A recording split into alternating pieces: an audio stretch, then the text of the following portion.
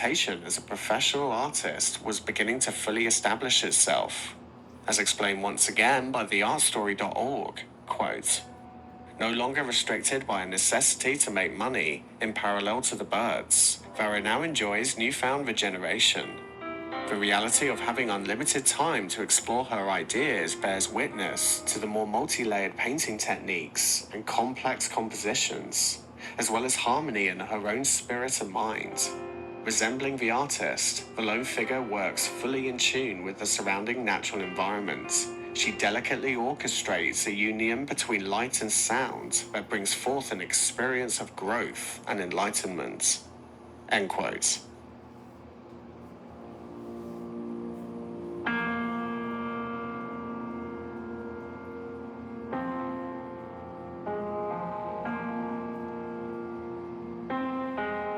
Keeping close to the theme of solar music, this painting is called Creation of the Birds, completed in 1957. This depicts a mythical scene of a half-owl, half-human goddess-like figure with a peaceful and compassionate expression on her face, blissfully crafting birds that fly off into the night. I should also admit that I'm only assuming this is a female creature, by the way, as the precise gender is left ambiguous and varies from whatever source you may read. The bird deity appears to be holding a triangle-shaped magnifying glass, as if to direct streams of divine starlight or moonlight in the far-off distance onto the birds that she creates, serving as an animating force that gives the birds life. The creator also has a small, stringed instrument around her neck, a familiar sight as we've already seen in other Varro paintings. What is clear for most experts is that this painting symbolized creationism on a deeply personal level. The birds are considered to be a symbol of freedom in many paintings throughout history, but in this case, they represent the artist's own creative spirit, which is now flying free. After all, she had truly, possibly for the first time in her life, truly found herself a home within Mexico when she started regularly creating art. It's also not uncommon for the artist to think the painted, drawn, or sculpted subject has a life beyond the canvas, page, or block, which leads me to the main interpretation that onlookers seem to come to, which is that the bird deity represents the power of creation and the liberation that erupts from it. She is a symbol of the artist's own muse and inspiration. The simple room represents the artist's own safe place, I guess you can call it, which in turn is also her inner world, full of mystery and wonder. It's interesting to notice how the many different types of alchemist equipment that can be seen seems to be some sort of link from the outside world to the creator's own creations. A glass pipe connecting to the glass globe enters in from outside the window, which then connects to this large double-chambered container or alembic, which finally deposits the different colors of paint onto her palette, making you can't help but wonder if this symbolizes the artist's process of making art. The outside world inspires her, goes through a complex process of different ideas and techniques until finally ending up on her chosen surface, generating a fully recognized vision that Varro had conceived.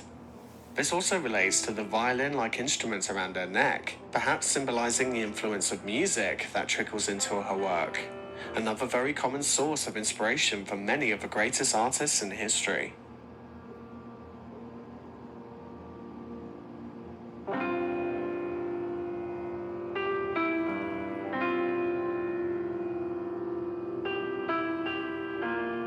The final painting of Remedios Varo I'd like to share for today's video is known as The Call, completed in 1961. Aside from the central figure instantly reminding me of the Flame Princess from Adventure Time, when I first saw it, there was also another interesting, unsettling sensation that came to me from this work, which in fact comes from her surroundings. What looks like sleeping, hooded ghosts are carved into the walls on either side of this protagonist. The sky above this tomb-like courtyard is again murky and dark, and by the looks of the orange glow against the clouds, it appears almost as if there's a great fire in the distance, hidden from view, prompting that familiar apocalyptic atmosphere that we often see in her work. But what's interesting to see is the faint sight of what look like far-off planets hidden behind the haze of clouds, and one of these planets is billowing out the long swirl of red light or smoke that forms the hair of this elusive main figure. Her face again bears familiar features to the artist, her large eyes in particular. Her expression is solemn and radiant, dressed in glowing orange robes, giving off a sort of divine appearance.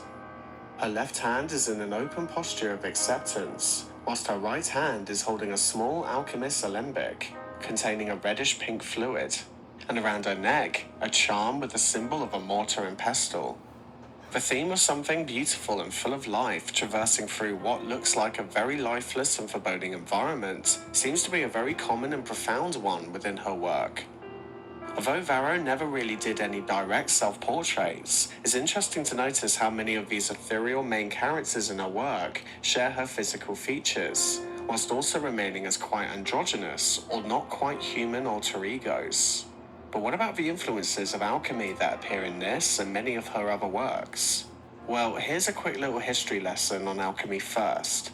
It's important to note that alchemy, looking back on it now, was a fascinating but nonetheless futile way of attempting the ultimately impossible. It was never without its controversies.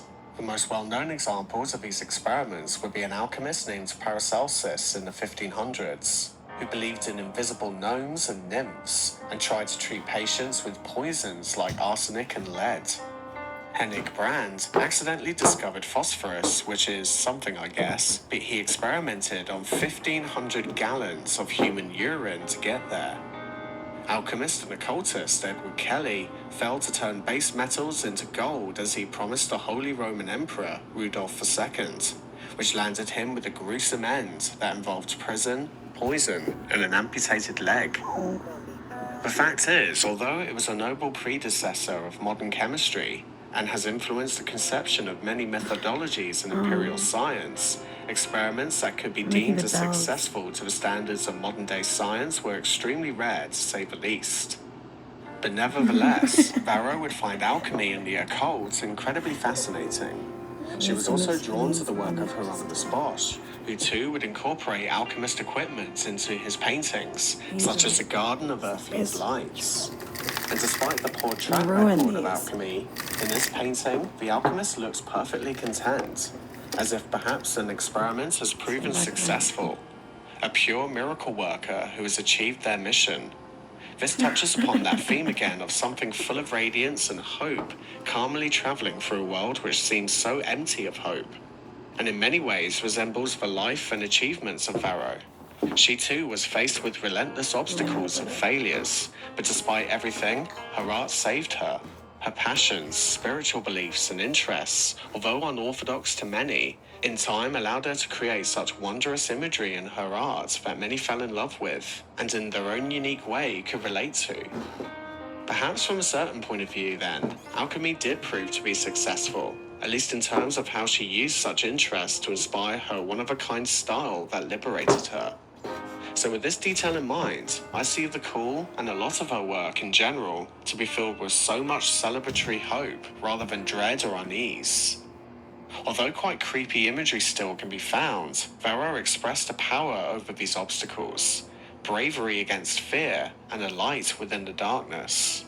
Most crucially though, her entire catalogue of works as well as her legacy is a testament to the power of imagination and the importance of pursuing one's creative passions.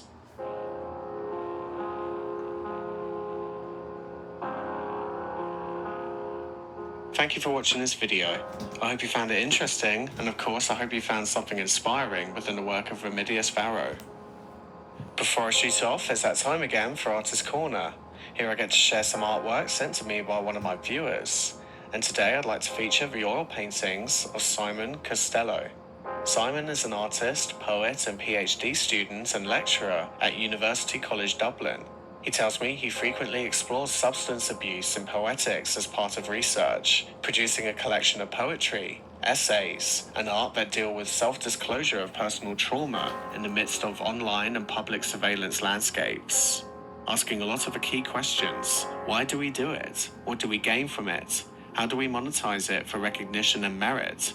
And when so much of ourselves is available through data collection, how do we dismantle it or renew the idea of the self? One such painting of his that delves into these themes is called Jesus Recites His Trauma at the Open Mic, a painting made with charcoal, acrylic paint, and a very small amount of his own blood. Simon explains this in great detail as follows. While this can be seen as a somewhat derivative, self-indulgent, or pretentious act, the point is to produce a meta piece of work that shows the willingness of some artists, particularly poets, to excavate their trauma for publication and performance. The blue crown on top also contains cutouts of poems that I've had published in many UK literary journals and magazines. End quote.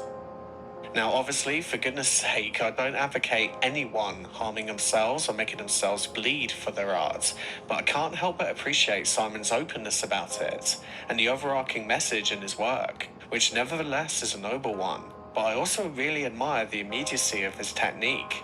His brush style is scratchy and bordering on abstract, really emphasizing the jarring and disturbing sensation I get from his imagery. If you'd like to see more from Simon, please head over to his Twitter account, via the username you see here, or via the link I left in the description below. If you're an artist watching and you potentially like to feature in an upcoming video, I'd love to hear from you. Please send your work and a short